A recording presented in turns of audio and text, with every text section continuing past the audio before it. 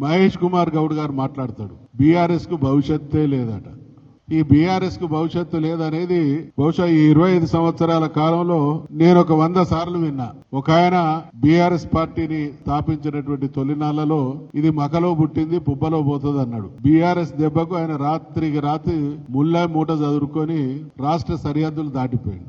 ఇంకొక ఆయన ఆ పార్టీని మాయం చేస్తా అని మనసులో అనుకున్నాడు, ఆయన గాలిలో కలిసిండు, మాయమైపోయిండు. మహేష్ కుమార్ గారు అంటే కాస్త నేను వయసులో గాని అనుభవంలో కానీ వారికంటే పెద్ద కాబట్టి ఒక సూచన చేస్తా ఉన్నా, ఒక హెచ్చరిక చేస్తా ఉన్నా. నీలాంటి వాళ్ళు, నువ్వు నమ్ముకున్నటువంటి రేవంత్ రెడ్డి లాంటి వాళ్ళు 1000 మంది వచ్చిన బీఆర్ఎస్ ను ఆపలేరు అనేటువంటి విషయాన్ని గుర్తు చేస్తా ఉన్నా.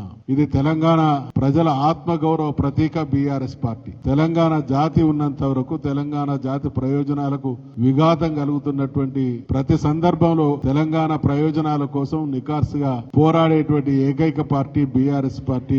ఏకైక వ్యక్తి కేసీఆర్ అనేటువంటి విషయాన్ని గుర్తు చేస్తా ఉన్నాం.